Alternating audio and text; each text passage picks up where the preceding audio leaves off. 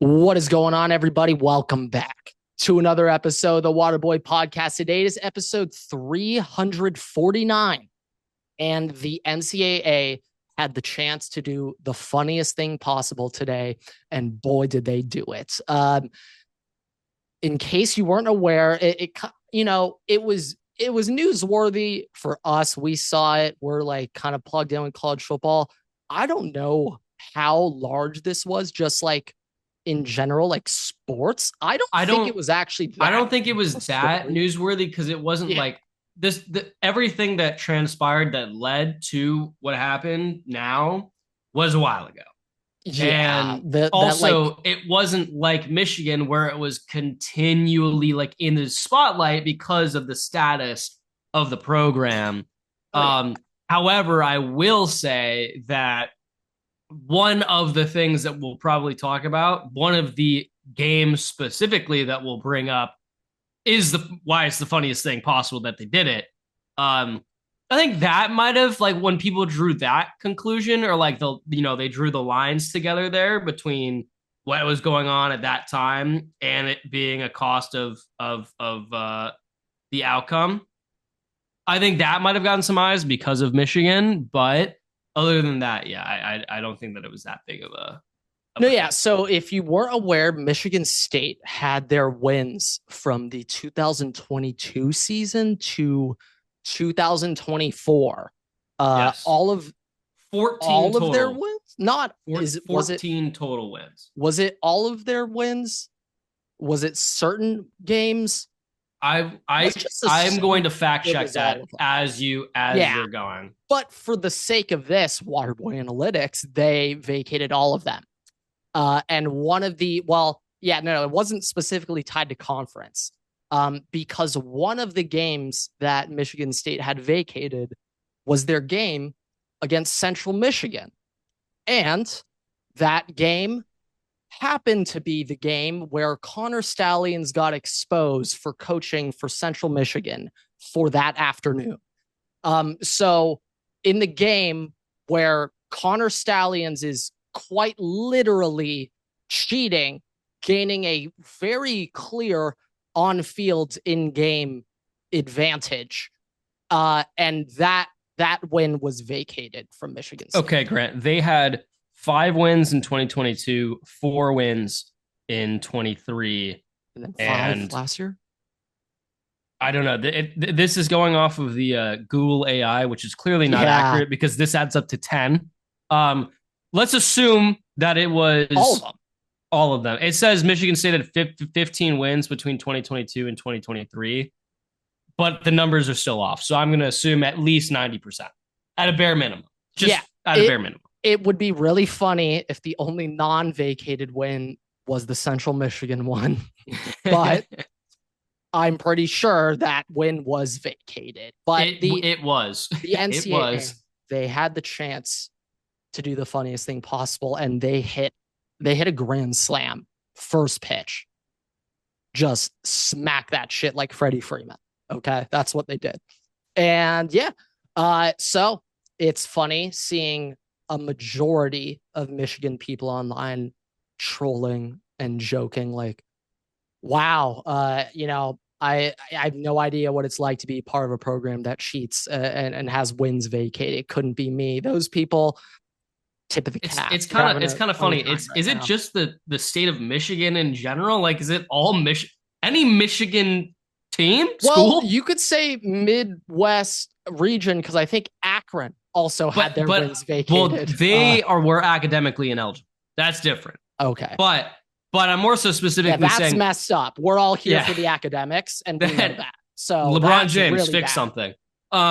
But Michigan State, Michigan, Kirby Joseph on the lines, killing tight ends' knees the other year. Like, are we just all, you know, knee bite? I mean, the Is knee there any biters correction respect. with Nick Sirianni tush push to the state of Michigan? Where did the tush Jawan push first Taylor? happen? Did he? Any connection with Jawan Taylor to the state of Michigan? Lane I don't Johnson? know. Maybe they ran it for the first time versus the Lions in Detroit at some point. Like I don't know. I'm not Um, sure. But it is just. it's Do you think like behind the scenes though, the NCAA was sitting there and they had like the Michigan State punishment right here and the Michigan punishment right next to them, and they just clicked the wrong button. They're like, oh fuck. All right, just give Michigan State the 14 win vacated. Just switch them. Just switch considering them. how most NCAA operations are handled. Oh yeah, no, that wouldn't surprise me at They all. had the buttons right next to each other, and they just switched them accidentally. Maybe it, maybe it It's wasn't. possible. Maybe they They just purposely command messed F. it up.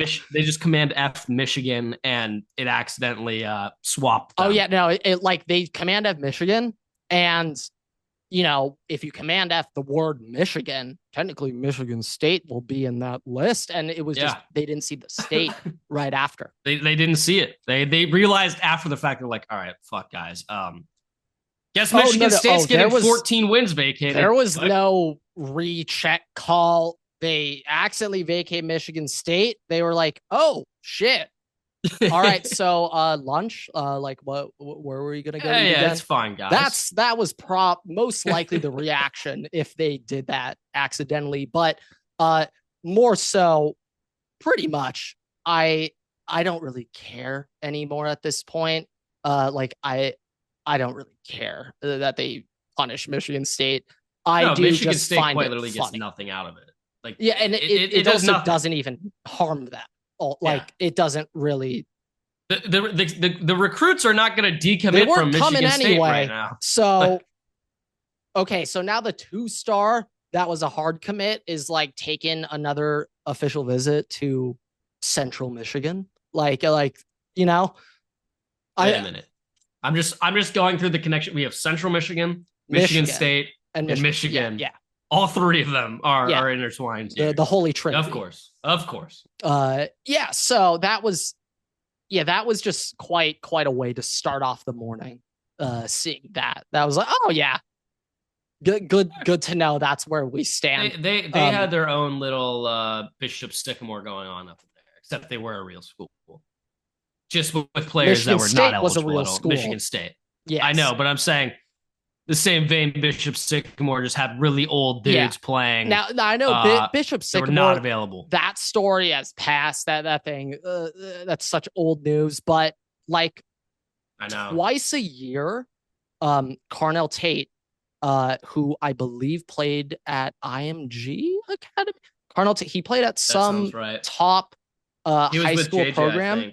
Who ended up playing against Bishop Sycamore. Carnell Tate had like 6 touchdowns in the first half against 30-year-old men. So like, I guess more impressive than it is just some other high school competition could be, but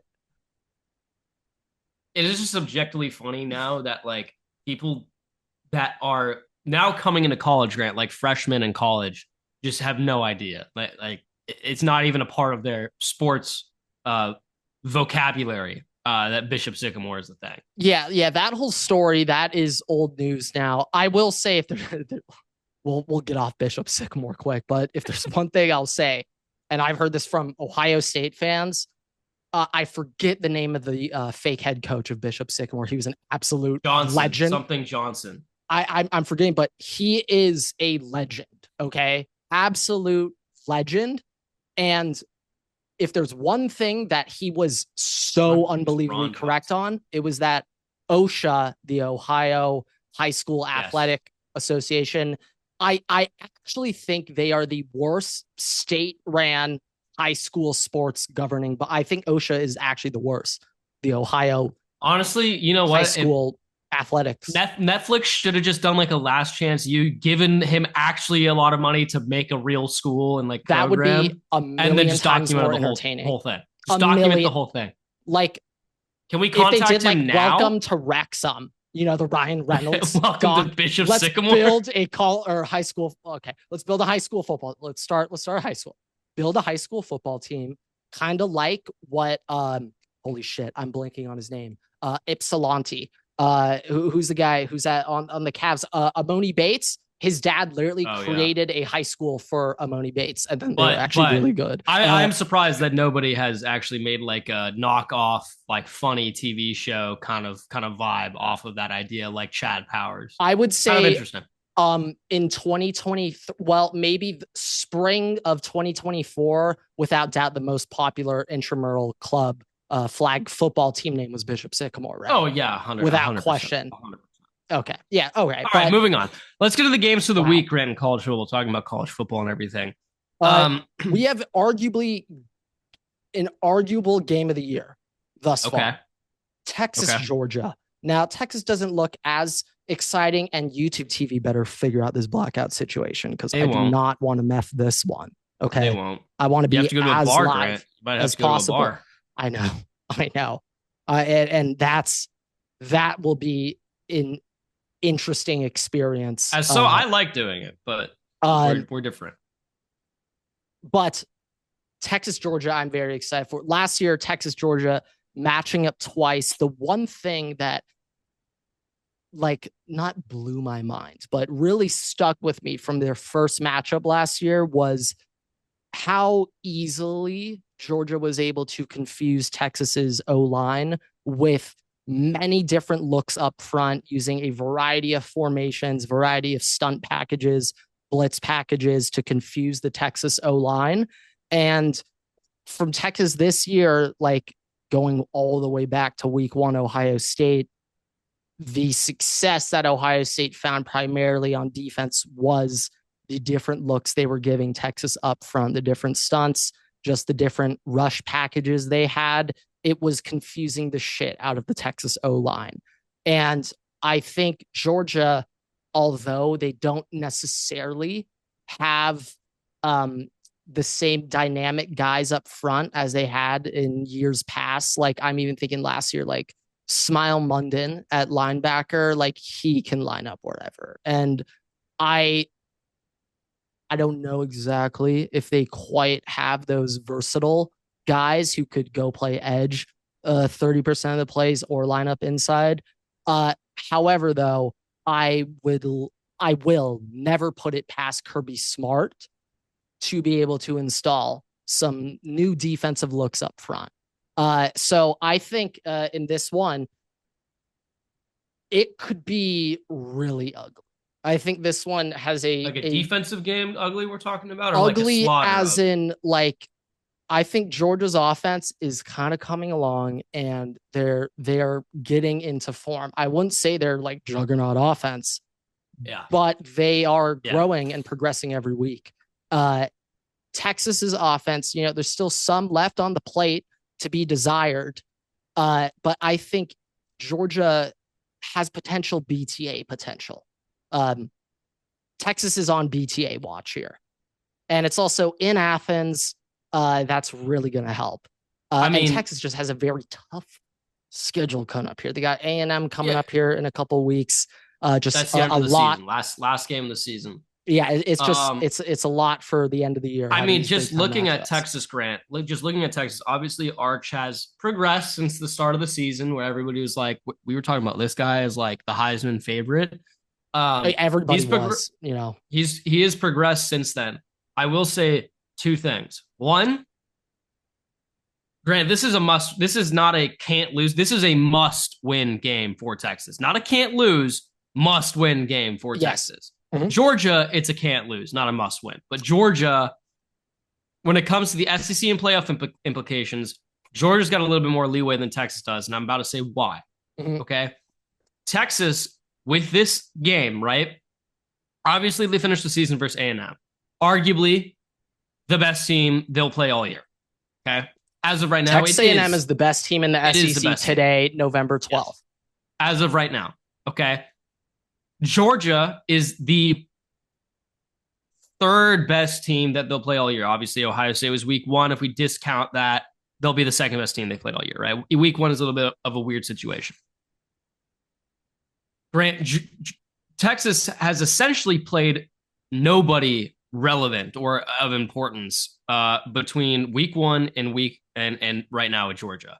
Obviously, they played Oklahoma. Obviously, they played Vanderbilt, right? But neither of those teams, I think, are teams that people are really being like, that is a playoff winning caliber team. Quick pause. It's crazy that you said and Vanderbilt, and I had zero pushback when you I said know, that. I know. Zero. But like, Like I just accepted that. even if those teams make the playoffs, I don't necessarily know if anybody's like, yeah, they're winning a playoff game, right? I could be wrong, but as of right now, I think that's the case. In Oklahoma, obviously, Mateer kind of fell off a little bit. I don't know where it was in his He's like injury still stint. hurt. They rushed him back, and I don't know where it was in his injury stint when Texas played Oklahoma in the Red River rivalry. I think it was he right was when not he came. good to go. I think it's right when he came back and he had the whole thing on his hand. So Yeah, he was not discount that. ready in that one. Yeah. Discount that. Texas won that game 23-6, but that's not like a coherent game at that point. Vanderbilt last week, Grant, they almost lost that game to Vanderbilt. They ended up winning it by Well, 3. kind of. They were up so much. I know, but with Vanderbilt rallying though, like, Well, and then I mean, it's a little bit concerning given the fact you're about to play Georgia. Well, like specifically, you're about to go play. They were literally running prevent in I know. Madden. I know your mind is probably thinking about the next week, but still, like, you got to keep your foot on the gas. All right, like, you know, I'm not Ricky Bobby football, that Grant. much. Ricky Bobby football. Like Indiana's win last week against Penn State. I'm not gonna like knock them for like. But my general point here is I don't necessarily think that Texas has a playoff caliber win to this point. Like, they need to beat Georgia for like that resume, playoff resume. If they're 9-3, they're out. I know. Well, that's the other side of it, but yeah, but it's also the SEC. So yeah, I never count somebody out. Like 3 losses is probably out, but it's not fully out. You never know.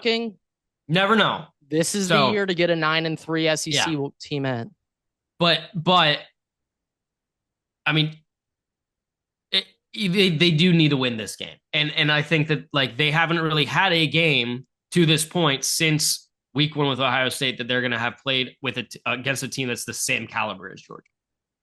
So for Arch specifically, it's going to be much more difficult than what he's had coming down this pipe here. Now let's look at this real quick. So Texas, they are coming off a bye week. So Sark had an extra week to prepare for Georgia. Georgia, they've played 2 straight weeks. But Georgia has Charlotte next week. Texas, they have Arkansas next. Well, okay, arguably a double kitchen sinker. No one's playing shit next week. Hanging your nuts on the line for this one. Full playbook for this. I mean, also like with A&M being the last game on Texas's schedule, like as of right now, I would expect Texas to lose that game as of this moment. Right. Which means, I mean, for like years, I've been saying, I think this is finally the year I'm going to responsibly pick Texas A&M to beat Texas. But like that just makes this game even more important. The Georgia game even more important. As the season progresses, responsibly, I think Texas is going to shit pump Texas A&M last week of the season. Really? Yeah. At this point, how it's all playing out, I don't know what it's like when Texas A&M is the heavy favorite. Well, it hasn't happened. Texas exactly. I've never seen it in my life. So we're in uncharted waters, for lack of a better term. Was A&M ever favored versus Texas with Johnny? Well, they just weren't playing every year because SEC Big 12. So, but I'm saying like I don't remember if they played or not. But I don't think. Like last year, I think was the first time they had played since A&M. But that's the only other time I could think of A&M being favorited over Texas. Yeah, I don't think they played when Johnny was at A&M because they weren't in the same conference anymore. But yeah, like it's a historic rivalry, of course. Not too much talk about that preview though. The other big game, Alabama, Oklahoma, this time around. So last year, if you remember correctly, Oklahoma upset Alabama very late in the season to knock Bama out of the playoffs, kind of. And so because of that, it's not hard to get Alabama motivated for this one. A lot of returning players from last year's Bama team still on the team this year. I think this might be the easiest week of motivation Kalen DeBoer's ever had in his career. Like he probably walked into the team facility Monday looking around and was like, did I just walk past Ryan Williams benching 300-pound reps? Like, what is going on? Also, just to note, Grant, like same thing as we're talking about Texas and Georgia.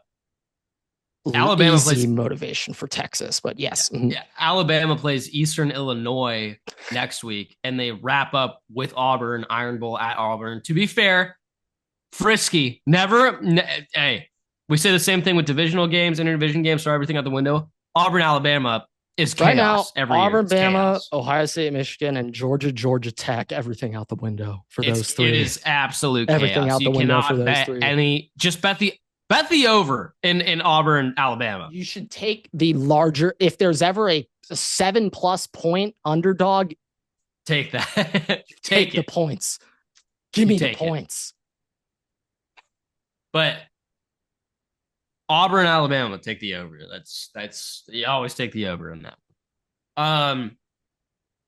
But just for that too, like it is quite literally like all of Bama's mind is on this. They have nothing else to focus on. It's not like, oh, we need to think ahead of next week when we go play Georgia or go play Texas. This game has been circled on the schedule, and it would have been circled regardless if Oklahoma was ranked right now or not. Like quite literally, Kalen DeBoer might just set, it doesn't even matter if they're up by like 30. He might keep the starters in there the whole game to put a point to be like, you guys get a rest week next week. Just like the second stringers will play next week. It's fine. Don't worry about it. I think DeBoer, also coaches should do this because it helps your recruiting down the line. But I bet Ty Simpson doesn't enjoy how he's the last one out and any completely overlooked right now. It's Mendoza saying. That's every Heisman conversation.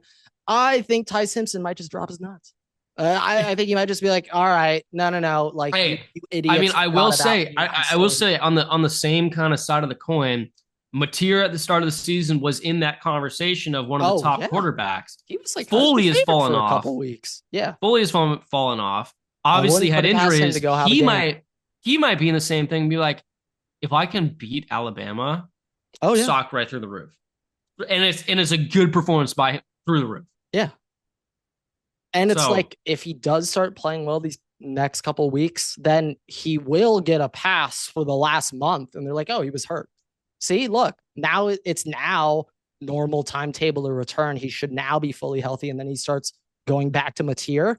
Then the draft concerns are gone. If anything, now you're a warrior for toughing it out for your team. That plus this is also or you get Quinn Ewers and you're the backup to Tua and you still can't beat Tua out. So, Oklahoma's 7-2. They're 3-2 the SEC. This is the same thing. This is do or die for playoff hopes. And it already was close, but it is a similar thing. There's a ton of teams still alive, which I love.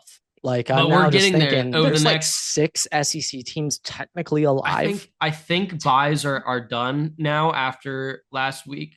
There should still teams could still have one right now. But I think there are 3 weeks left total of football though, right? But so we're coming down on the wire. 5 Saturdays in November. Some teams are playing all 5. A lot of teams have one of those. Yeah. 5. But it's coming on the wire here. And especially in the SEC, every game for these schools that are Oklahoma can't make the SEC championship, but they can make the playoffs right now. And in order for them to do that, they have to be teams. Yeah, they got one out anyways. So it doesn't matter. But that makes this an exciting week in football because we got so many playoff games. Yeah. Huge implications. De facto playoff games this weekend. So also another stuff. Also another playoff. Figure it out. Okay. Another playoff implicated game though. USC Iowa. USC's not out of it yet either. All right. So USC Iowa. I was thinking about this game for a while. I was under the impression it was going to be played in Iowa. I was sitting there Illinois. We'll see what USC is after that Illinois game. Was saying that all year. They lose, then they go win the next week against Michigan. It's who the hell? What is this team? What is going on here? They win a Big Ten football game recently against Nebraska. They're playing Big Ten ball, and now they got Iowa, who just got in a back alley street fight with Oregon last weekend, playing Iowa football in You mean Iowa Indiana? weather. No. Oregon, Iowa last week. Remember? Raining, Who the awful fuck weather. was Indiana playing last week? Penn State.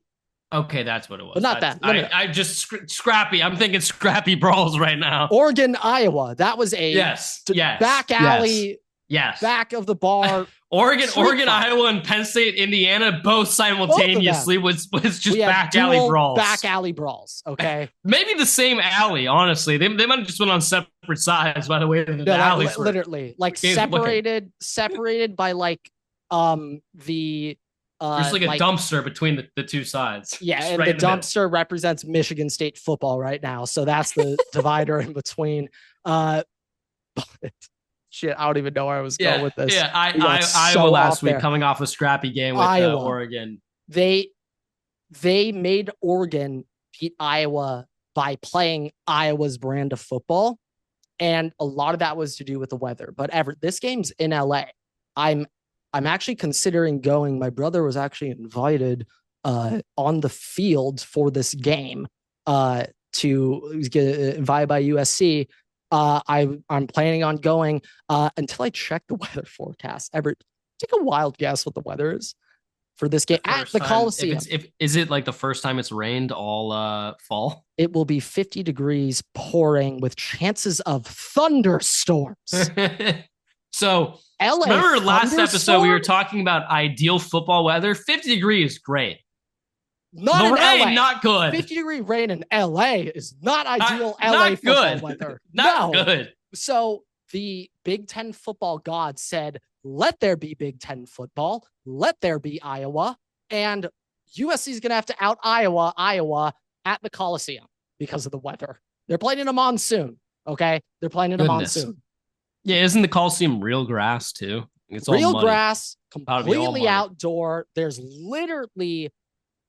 no part of the section that is on top of it. It's all built outboards. So there's no shade, rain covering. Sick for your brother if he gets to go on the field. Hopefully it's not raining if he chooses to go at that point. Well, I think USC, they do like I'm going to arguably have him film and pretend it was me there for the podcast TikTok, because I think he might be getting like press seats. Like, and we're going to have to talk about how he swung that one after this. But forget it. Who cares about my brother going to a monsoon? Okay. Cool. He's going to a monsoon. He gets to see Iowa football firsthand. What do you mean? He gets to feel it. Quite literally experience it live. He will feel it. He will feel it. You should bring 2 rain jackets. The first one will be drenched. But the halftime switch.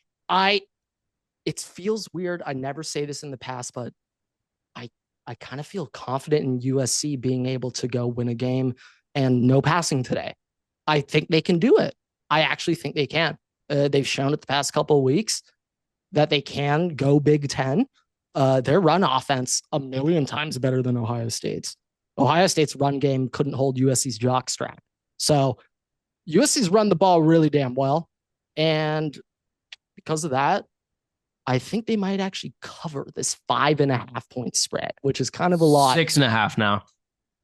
That's a lot for this weather. So that is a lot. I guess 5.5, 6.5 is kind of the same thing. Yeah, no. Give me USC 6.5. Yeah, give me 6.5. And then the last game that I just wanted to highlight that is interesting is Notre Dame Pitt. Now, Notre Dame Pitt, I don't know if you saw this, but earlier this week, Pitt head coach Pat Narduzzi, I'm familiar with him because, and I don't blame him for this, he was very outspoken public that USC is tampering, stealing Jordan Addison from my team, which I don't blame him at all for bitching about, because USC like clearly tampered and just took him. $3 million, by the way. Jordan Addison, USC Trojan, drafted to the NFL. But Pat Narduzzi was asked about the ACC standings. Pitt, they are currently tied with like every ACC team except season. Clemson. All of them tied for a chance at it, except Clemson. They're eliminated. But in his interview, when asked about this Notre Dame game, how it's not an ACC game and the next two are. Like, how important is this game to you? And Pat Narduzzi said, and I quote, we can lose 103-10. Wait, sorry. We could lose 110-10. And I mean, he said 103 first, then changed it to 110. We could lose 110-10, and I would be okay with it if it means we win the next two afterwards. So lot to unpack. First, you just never say that ever. We can lose this game, even if it's true, and it is true. Like, we're all thinking it. You don't say, just because we're thinking it doesn't mean you have to say it. You didn't have to go there. And he did. But then also going from 103 to 110,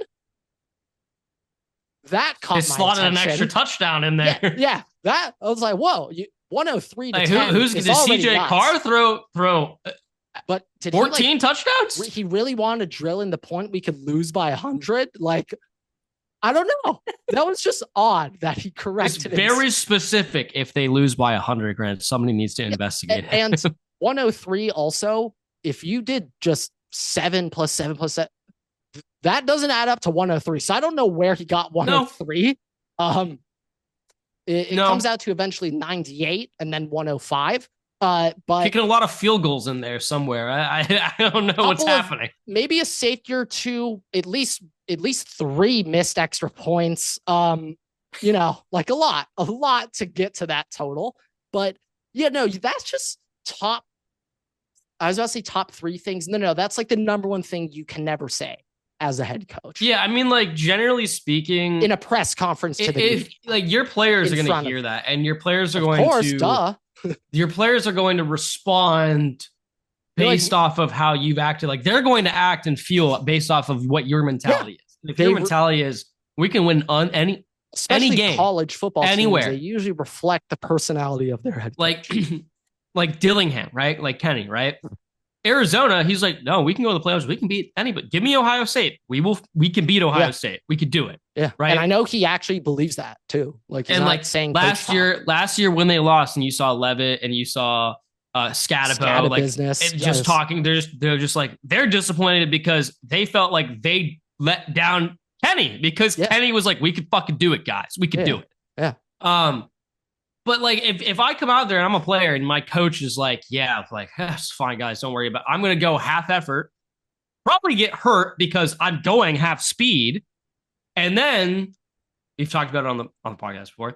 And then the next 2 weeks, if I'm hurt and I'm just not giving a shit, we're going to lose anyways. Like, it's momentum too. If you go out there and if you beat Notre Dame, fuck yeah, you're going to go out and win the next 2 games. You just beat Notre Dame. Probably going to steamroll. So also, if I'm the college football playoff committee and I see you beat Notre Dame, I might not give a shit that you lost one of the next 2 games and didn't make the ACC championship.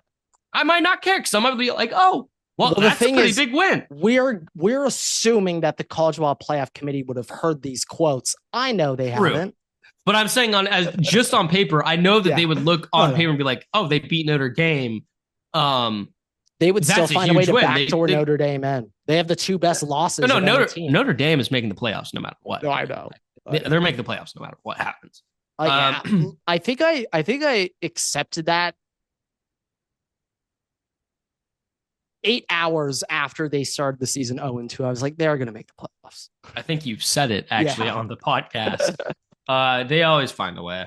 But they're the one team that is kind of guaranteed for life. Because to be fair, of those 2 losses, they did almost beat A&M. Miami's bad. I mean, but they did ironically, they probably do have the 2 best losses of the season. Miami is bad right now, though. No, That's bad. I know. But yeah, they still probably do have the 2 best losses. I just, as a mentality, but it's so college football. As a mentality, though, that's just not something. That's top 1 worst thing a head coach can say, and like in the media, like behind closed doors, you say a lot of bad things. Or you go out in front of the media right now, and you're like, yes, after the season, I will be leaving this job for another job. That might be the worst thing that you can do. Okay, that's the worst thing you could say. Second worst thing being like, yeah, we can lose and it's fine. Yeah, I mean, and slight modification, even worse. Like, worse is if you like brag you're taking a new job and then you're like bragging to the new potential players that they mean nothing to you and you're bringing your Louis bag. So they better get out of the program. That's probably the worst thing you could possibly and then also say. then retiring your son's jersey who doesn't jersey really number deserve it. And then, well, maybe he did, Grant, because they're not doing too well right now. Maybe he did deserve it. I mean, Shedeur Sanders and Joel Klatt, Colorado quarterback legends. I mean, oh boy. Okay. All right, Grant. Let's college football segment. All right. Let's get in the NFL here. Last week, I believe you beat me because we did end up flipping. I flipped my game from the Chargers to the Steelers, so we would have both of our teams as different. Vikings obviously lost. Chargers obviously won. I went 7-7. I think you went 9-5. Yep. I will be reading the games for this week. What an honor to do it for the 10th time this season. Okay, Grant. Here are our games for week 11 of the 2025 NFL season. Thursday night, we have the frisky Jets at the Patriots. Sunday, I believe this is Madrid, okay? This is an España game in the Santiago Bernabeu.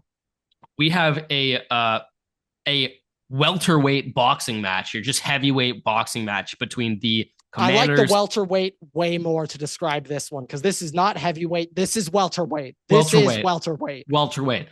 Between the Commanders and the Dolphins. We then have the Panthers versus the Falcons, Bucks at Bills, Texans at Titans, Bears at Vikings, Packers at Giants, Bengals at Steelers, Chargers at Jaguars. For the mid-afternoon slate, we've got a lot of NFC West contention here. Seahawks at Rams, maybe the best game of the week. 49ers at Cardinals, Ravens at Browns, Chiefs at Broncos, and for Sunday night, Lions at Eagles, Mondays, Cowboys at Raiders. All right. We had, I mean, just such a missed opportunity here that they can never miss. Roger, steal this from me. I will not sue you. Please steal this. But the NFL had an opportunity in the España game to have the Matador football game. They could have had the Cowboys versus the Texans, the Matador football game, and they chose for Commanders Dolphins.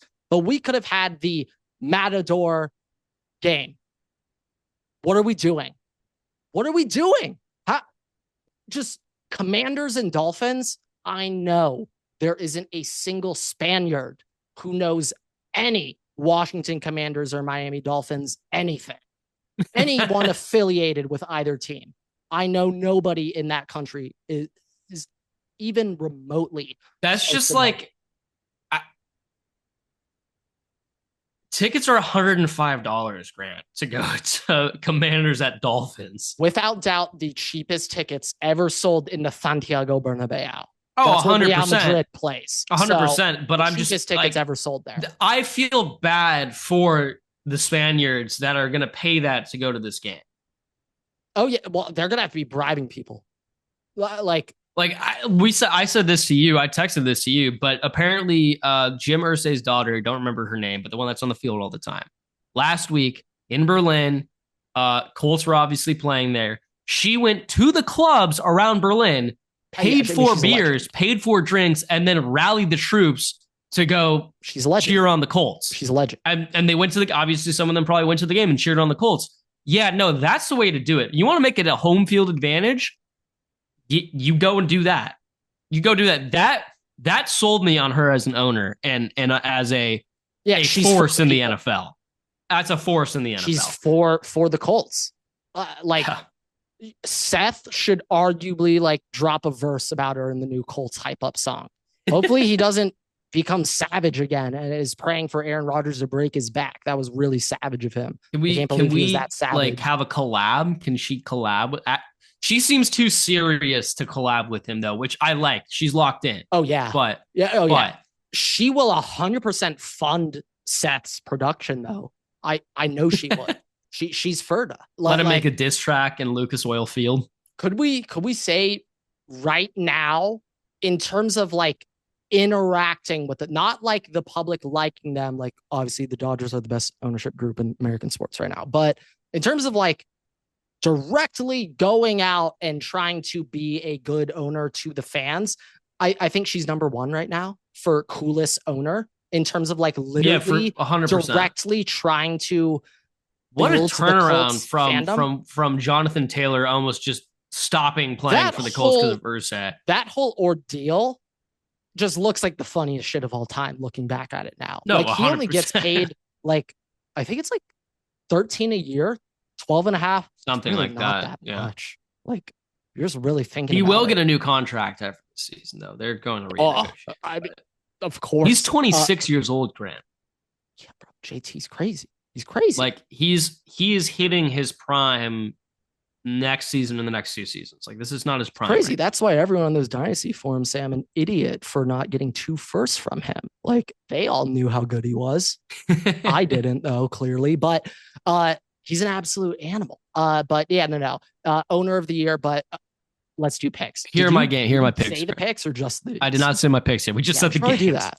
Probably do that. Okay, Grant. Here are my picks: Patriots, Commanders, Falcons, Bills, Vikings, Texans, Packers, Steelers, Chargers, Seahawks, 49ers, Ravens, Chiefs, Lions, God fucking damn it, and the Cowboys.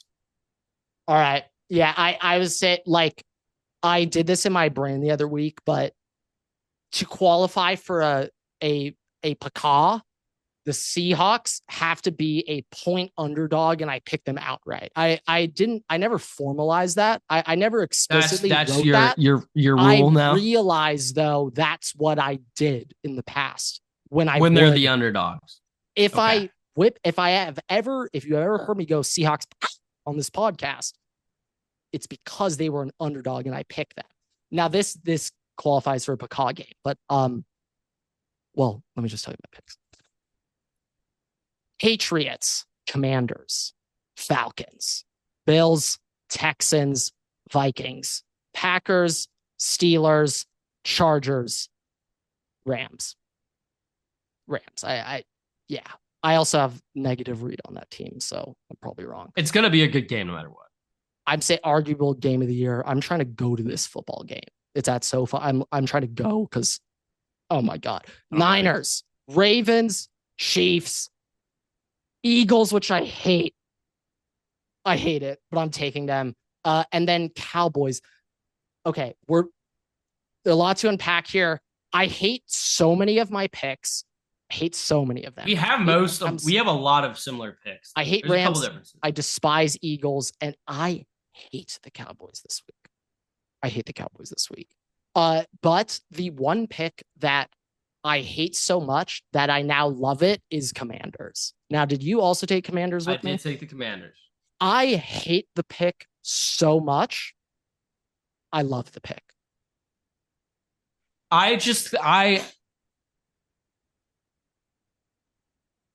I know that they are. It's Mariota. Their run game hasn't been great right now. The Commanders just had the worst 3-game defensive stretch in the history of the NFL. They're the first team since like 1970 to give up 40 plus points. Nothing fixes a defense. Nothing fixes a defense like a game against Tua. Oh, well, that as well, but a new DC. New DC as well. Yes. That also, I mean, Dan Quinn will figure. If there's one thing he can do, it is call a defense. If there's one thing he can do, it's that. I also, Mariota has some plays here or there.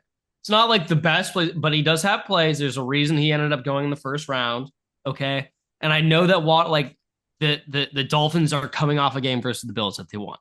I think it's like they're not going to go. But that is an in division game. One and everything out the window. And two, Grant, the Dolphins always have given the Bills problems. Yeah. They've given the Bills fits. And I know it changed. Like, if you just looked at a paper right now, the Dolphins are objectively a better team at this point because of just talent-wise, objectively a better team because of the injuries that the Commanders have. Because of that, I'm taking the Commanders. Okay. Yeah, I hate. My other thought was the Commanders are coming off like one of the worst 3-game defensive stretches in the NFL. They also just played like one of the most rolled 3-game stretch you could possibly be facing as a defense. They had like Cowboys, Chiefs, and Lamar Ravens. Like, yeah, you're Yeah. probably going to get shit pumped in those. Yeah. No, I agree with that. And it's I also also like the Dolphins, they're like kind of picking up some steam right now. I don't think they're gonna go make the playoffs. Like, no, the Dolphins are still finishing 6-11 at best. Like, I also do think, generally speaking, though, Dan Quinn is more of a hard nosed guy than Mike McDaniel, and he will be like, "We're correcting this. 100%. We're correct. This is the game. We're correcting Certainly. this." Yeah. And if you're going to correct it, a game versus the Dolphins right now this season is the time to do it. When the Dolphins were BTAing the Broncos by 70 points a couple years ago, not the game to do it. Definitely not the game to do it. But this year, this is the game to do it. That's the game to do it. Now I'm just also seeing Bucks, Bills. We're both on Bills, correct? Yes. All right. Usually I like the Bucks. I've been a big Bucks guy. I've always been a big Bucks guy. We don't need to talk about that one too much. I just like real quick for your game.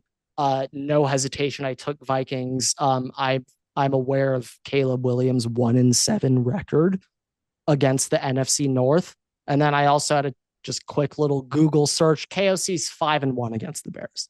Well, okay. I also want to say this So, as a general thing with the Bears. Like I'm 3.5 nothing. I might outline this. I will say this. I will say this. Plus Vikings played them week 1. Obviously, come back winning to beat the Bears, right? And that is their first start as a team with Ben Johnson and all this stuff, right? Like, I get that. I also get now they've come down the stretch and they've won some games, right? They've been winning recently, and now they're kind of getting the flow of it. It's not the same thing as Ben Johnson's first week. They've got some time in the offense to develop. JJ McCarthy, on the other hand, hasn't really. It might be more like the Bears are facing the week 1 Vikings than the Vikings facing the week 1 Bears, if that makes sense. One thing about the Bears wins, they're 6-3 right now, second place in NFC North, Grant. They've beaten the Cowboys, the Raiders, the Commanders, the Saints, the Bengals, and the Giants. Those are not, they collectively have a sub 500 winning percentage, all those teams. Vikings, on the other hand, they've played teams that have played winning football, and they've been close in a lot of those games. So, well, I also just think there's like there's not like that much separation between both teams, and like kind of because of that, like I think that's actually my play of the weekend. Vikings alt line -6.5, like plus 130, 40. It's also in Minnesota. Well, yeah, I mean that also really helps. Which will be Caleb Williams' second time playing there. Obviously very loud, all that stuff. I'm guessing he was probably like crying the last time he was there or something. This is also the other thing, just purely for the Vikings. The Vikings need to win this game because if they lose, the Bears Twitter account will do some stupid shit like 18 is twice as good as 9. Or oh yeah. Like, oh shit. Oh God. Like something is going to be in play there if the Vikings lose. I think we cannot let that happen. If there's one thing that we've learned from 9, there's only one man in the history of Earth that could give himself a nickname and it sticks. The Mamba for Kobe. That's it. No other human has ever given themselves a nickname and it stuck. Literally just Kobe Bryant. So like, yeah, I also don't know personally if in football specifically, like obviously soccer, 9 is a huge number with a lot of value, right? But in American football, or just American sports, really. But if you won, your nickname is your number. Not really usually a thing that happens. And 2, in football specifically, if you're gonna be like, yeah, I'm 9. No, dude, Drew Brees is number 9. What? Yeah, I mean, the guys that I refer to as numbers, it's like Brady's 12. But it's also TB12. Like, that's not like... Sure, you could say 12 and we all are aware you're talking about Tom Brady, but usually it's like TB12 or it'd be like the letters of your name and then the number. It's not specifically 12, right? Like, it's some variation of that. Like, Jettis will be like, okay, he's 18, but nobody calls Jettis nobody 18. Has ever... Like, oh, yeah, like literally. It's also he's not calling himself that. The only time it happens is when it's the first week of football and you are not facing your coach and he can't read the tape on your helmet, so he calls you by the number. So Yeah. that's when you'll be called by your number in your life. That Or it's the same thing. You're a that like fan and you're just like, 2 week damn it. Like, I period. don't, yeah. Or Yeah. you're a fan calling out numbers or chirping or something like that from the other side of the team, then you'd be called numbers. Yeah. Yeah. Personally, I would not choose to be called my own number though. Um, Did you take okay. Chargers this week? I did take the I'm Chargers this really week. scared because we look really good right now. Brant, was the last They time just you came played the off. Jaguars, the I'm playoff well game? aware. I'm well Was aware. that the last time? I think I could be wrong on that, but like I can confirm the last time we played in Jacksonville was that playoff game. Yes, I can confirm that. I would Last time we just played also like in to say, Jacksonville. But Harbaugh wasn't the I coach. I bet he huh? could still find a way. Harbaugh wasn't our coach. So I bet he Yes. could still find a way to motivate like Justin and shit. But a lot of the guys in that game aren't there anymore. Like Now, all I want to say is this though, Grant. Last year for the Jaguars, obviously Brian Thomas had a couple of good games start of the season. The Brian Thomas stretch we all think of for fantasy implications really started in week 11, Grant. So post bye, correct? pre-bye, 1 week before the bye, week 11, But kind of started. second And half. then bye happened the next week in week 12. And then really yeah, this just up. overall NFL rookie talk. Second half of the season, week 11 and onward, and slash post bye. That's when you should expect, especially rookie wide receivers, to start getting more involved in their offense. It's just very common across many rookies. If you ever see a rookie receiver performing pre week 11 slash pre bye like a Mecca, they're certified for life, dogs. But it is completely fine and normal for guys to not really come on until that second half of the year. And I think we could see, a couple of production bumps. Like one that I'm really looking at and kind of hopeful for is Ted McMillan. He's been dominating all these advanced analytic pages. Ted McMillan, he's the clear alpha receiver in that room. And we were kind of debating this past week or so about rookie wide receiver landing spots and how, I mean, I used to make TikToks in the past about don't draft these players, you're going to ruin their career before it begins. So we've obviously addressed that overall topic many times. I would say though, like thinking of Tet on the Panthers, my comparison for him is going to be Drake London Falcons. When Drake London got drafted by the Falcons, you look at that situation, ew, yuck. You literally projectile vomit like a 50-mile-an-hour vomit machine when you think of Drake London's NFL production at the time on the Atlanta Falcons with what was around him. And then 2 years later, he's like averaging like 12 catches on 15 targets, 140 yards and 2 touchdowns a week now. So it's like the talent will find a way to succeed. Even if the situation looks like the worst thing you've ever thought of in your life on paper, even if that's the room they walk into, shit changes fast in the NFL. It just changes so fast. So, I'm not too concerned about like different situations, but like Tet's one breakout, I like kind of banking on, kind of be stunned if Travis Hunter didn't get hurt. Oh, he was already breaking out. Oh, goodness, he would have been disgusting. But even like a Mecca, I don't know how, but I expect there to be some sort, maybe not production improvement, but maybe just a couple of third downs, just running the correct option routes. Just some things get refined that second half. But yeah, I'm trying to think some other rookie receivers right now. I mean, not a receiver. Like there isn't too many like receivers. Torrey Horton was starting to come out, but then they traded for Shaheed. So I mean, Torrey Horton's an example of a guy though that's like you would expect the second half. Like Trey Harris, maybe on the Chargers, and we're kind of slowly seeing that. Keenan also just broke the record. So now they have like they have no emotional reason to throw to Keenan anymore. It's now, okay, we drafted Trey Harris round 2. You could see maybe like Isaac Tesla on the line start picking up some pace. Yeah. That's I'm possible. like guys like this Kyle who, Williams on the Patriots with Booty yeah, out. he's kind of already like stepping up right now. But like those are some guys you could expect to see some like Maybe I think he Jalen might be. Lane on the Commanders as well as a I was thinking possibility. like Higgins or who's the other guy in the Texans? Oh, Noel. Jalen Noel, and is the other is not Higgins? It's Who's Jaden Higgins. okay? It is Jaden Higgins. Higgins. Now they have the giraffes, their quarterback, so they kind of get a pass. But those are Jaden guys. If Higgins was CJ doing was pretty well. He was getting a lot of targets. He got like 7 targets last week. all right, so boom, he fits the mold. Yeah, just you expect second half rookie receivers get more involved. Uh, but yeah, shit, I don't really know.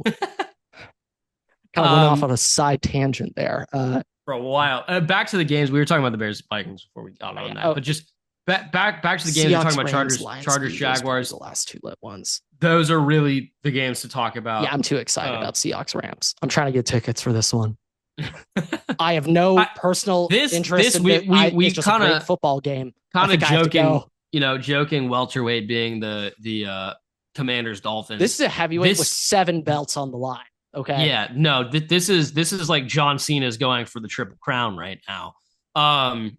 He is climbing up the Money in the Bank ladder, and he is unbuckling this right now. Okay, it is hell in a cell. Double hell. Double. There's a cell inside of a cell within the cell. 2 layers. Triple hell in a cell. Oh God. With the Undertaker's coming out from the underneath side of it as well. What else? But okay, all right. Enough with WWE, Grant. This game, the Seahawks have been on an absolute tear. Sam Darnold, JSN have been connecting like it's nobody's business. I think it's crazy. For advanced metrics, Sam Darnold right now is the best quarterback in the NFL. He's number one. And the gap increases by the week. Grant, you know who the worst quarterback is right now, though? By those same advanced metrics? It has to be starters, or is it with 100 snaps? Is it Justin Fields? Grant, it's JJ McCarthy. Yeah, but to be fair, half of those, I mean, take it with a grain of salt. It's not actually indicative of JJ McCarthy's performance right now. But the advanced DVOA, I don't know how he could be beneath Justin Fields. It's on the tangential line. He's like right at the bottom. But if Breece Hall didn't run for his 45-yard touchdown, Justin Fields would have been 3 for 6 with 5. No, what I am saying though is it's on the marker. JJ McCarthy is like on that lower end. However, I don't know if Justin Fields even qualified for the snap count. But it's not actually indicative of his performance. His performance is much better than that. And you take some time. It's only been 5 games, 4 games, but they've been balling. Seahawks have been balling. Rams on the same time have been balling as well. Puka Nacua looks great. Devontae Adams did just pull his back. UNC status has been achieved, unfortunately. Hopefully he plays. That might be just a lingering injury for the rest of his life. Okay. Forget football. Like, when he's 50 years old walking on the steps, he's like, oh my God, that week 10 game.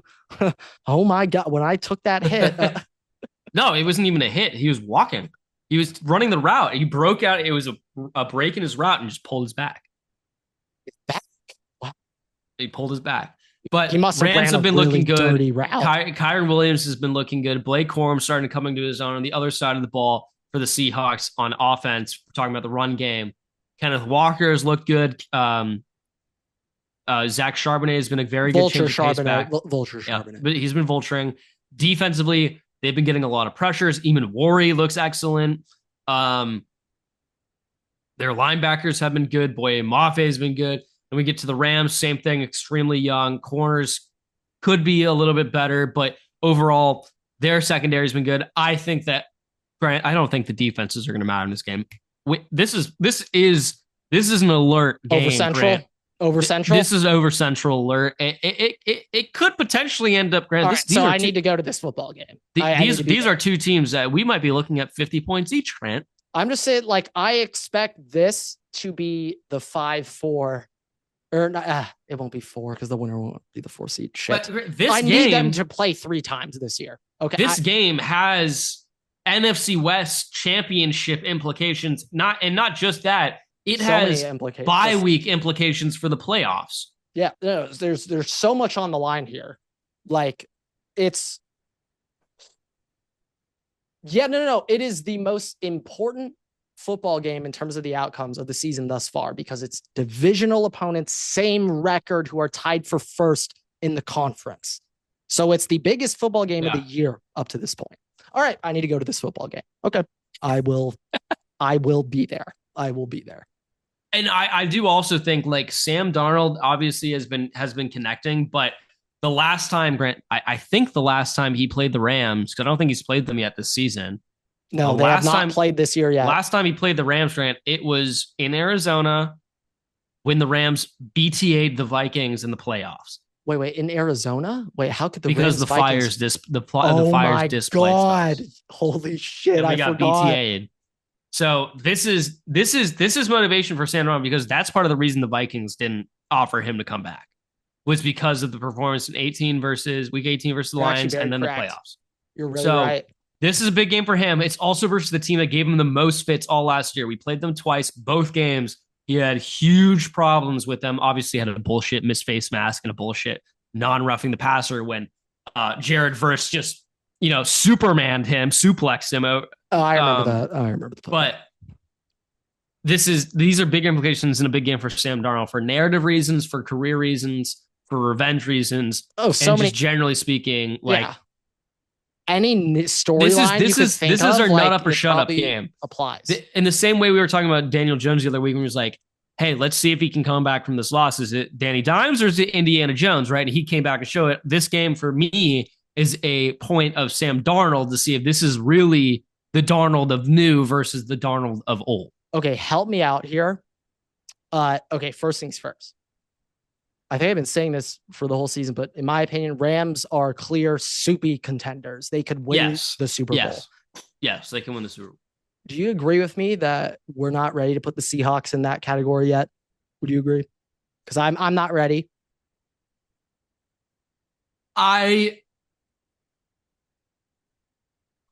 Could you see them winning like 3 straight playoff games? Come on, could you? I mean, I will be honest. I'm gonna be really honest with you.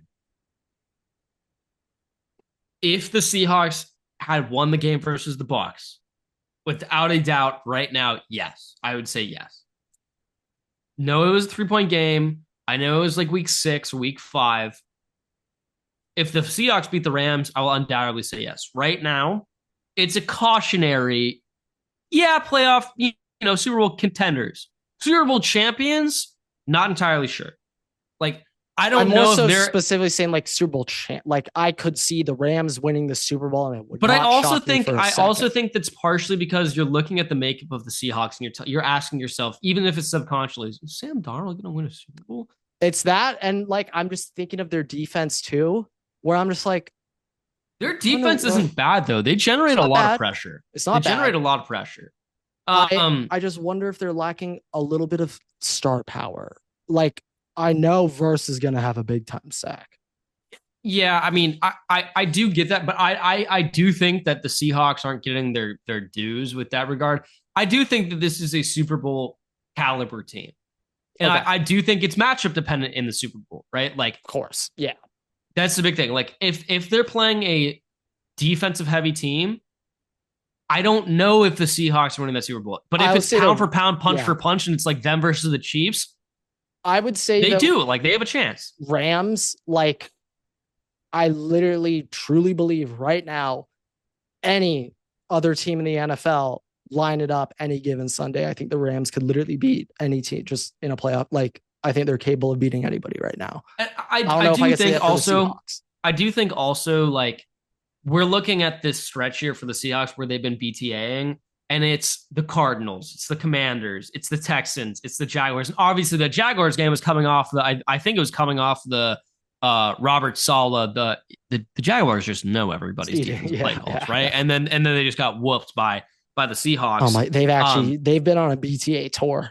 But the greater point is, I think that if one of these teams was like a Rams or was like the Bucks or was one of these teams that we see. Like they did beat the Steelers in week 2, but one, it's week 2, and two, the Steelers are going to make the playoffs. I don't know if I would put them in Super Bowl contention like I would put with one of these other teams, right? But if they'd come down the stretch here, Grant, and they BTA the 49ers or the Rams either of these times or the Colts, like I will hands down be like, yeah, no, we're putting them in that same like regardless. The Rams we've seen beat kind of these good teams to this point.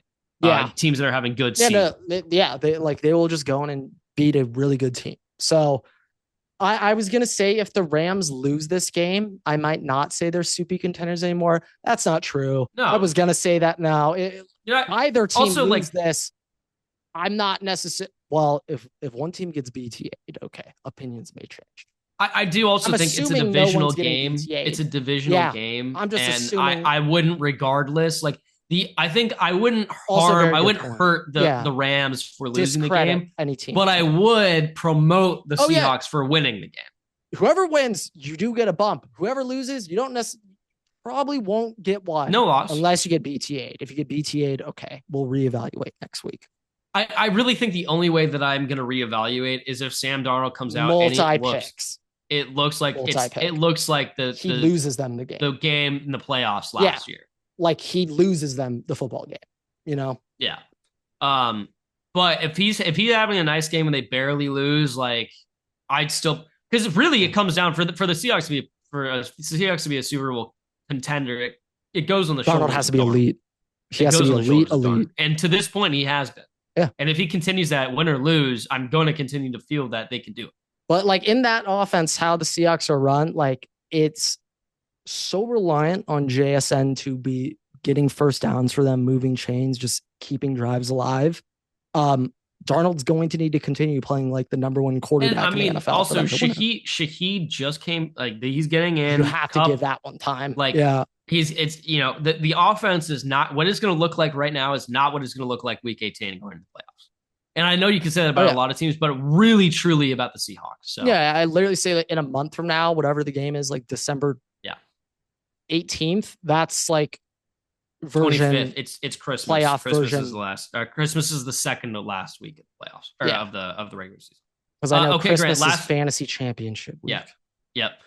Grant, last game we're going to go over here: Lions and Eagles. You have the Eagles. I have the Lions. Eagles have not looked. No. Like the awful. Eagles of old. Lions also have not looked like Lions of old, although last week they looked better. Dan Campbell took over play calling duties. AJ Brown also told fantasy managers, get rid of me. I will say this, though. Concerning for the Eagles, from the perspective of wide receivers, that's the mentality I'm looking for out of my alpha wide receiver. I need him to. Marvin Harrison Sr. said it best. One complaint about Marv Jr., he doesn't bitch about getting the ball enough. He should bitch more.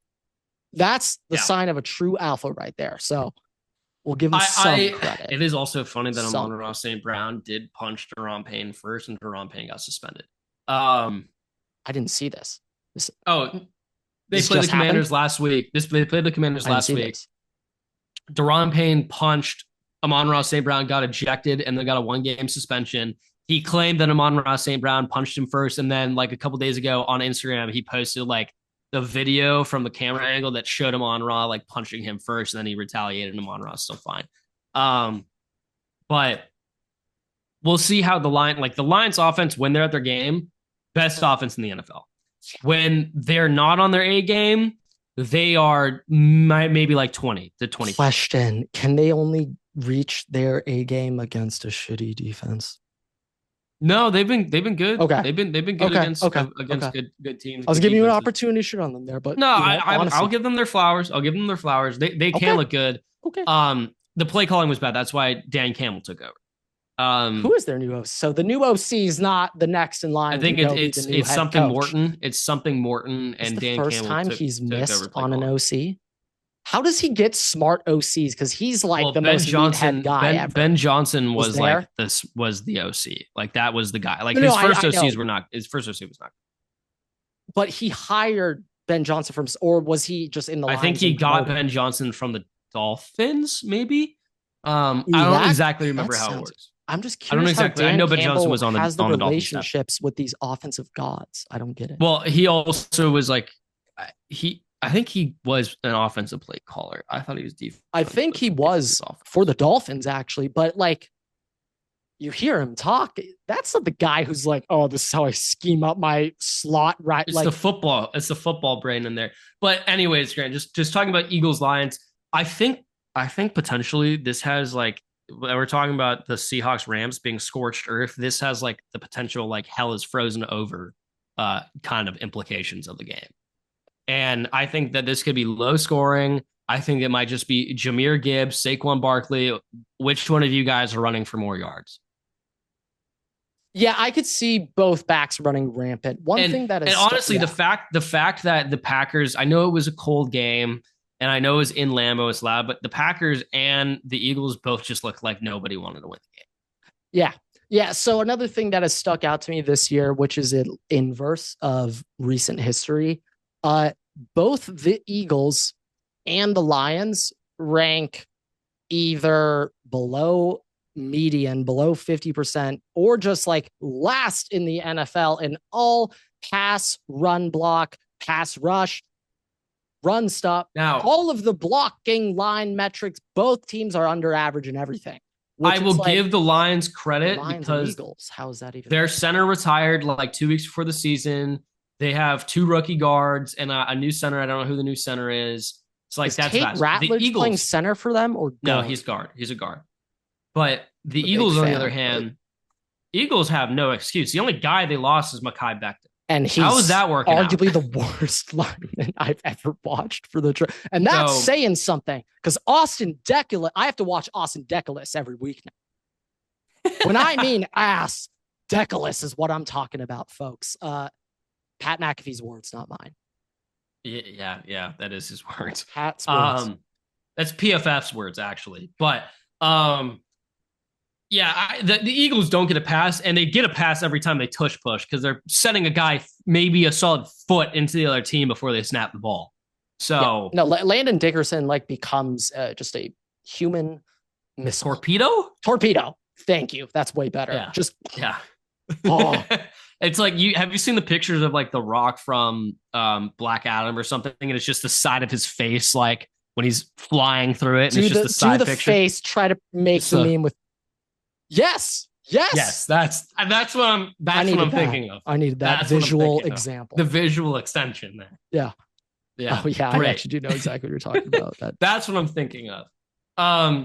But Grant, I hope that you're right. I hope the Eagles win. I just right now, if you were to we're talking about do you see teams as Super Bowl champions, contenders, right? I don't really see I would take the Seahawks and the Rams both over the Lions and the Eagles right now. No, right now I don't love the Eagles or Lions Super Bowl chances. No. However, neither are in a situation where it would shock me if they want. Like no, I won't be shocked because like they do tend to figure out towards the end of the season. But at this moment, I'm just going to be like, there are much more complete teams at this point in time. 100%. And 100%. It is going to be one of those things like with Dan Campbell, right? He's picking up play calling duties. Well, he's going to be dropping something else that he is currently doing.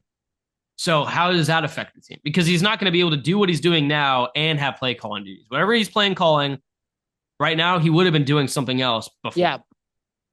So it's just going to be the interesting dynamic there. But unless you have anything else, I think we can wrap up here. No, that was it. Yeah. So with that, thank you guys so much for watching, listening, raise 5 stars. You can find us on Spotify, TikTok, Twitter, and on Instagram at Waterboy You can follow me and Grant on Twitter at Everett6 and at Waterboy Grant. Post those new episodes every week on YouTube and all podcast platforms. So make sure to subscribe and turn notifications on so you don't miss a single episode. We also post exclusive content on Instagram and on TikTok as well at the Waterboy Pod. And with that, we'll see you guys in the next episode. Waterboy's out.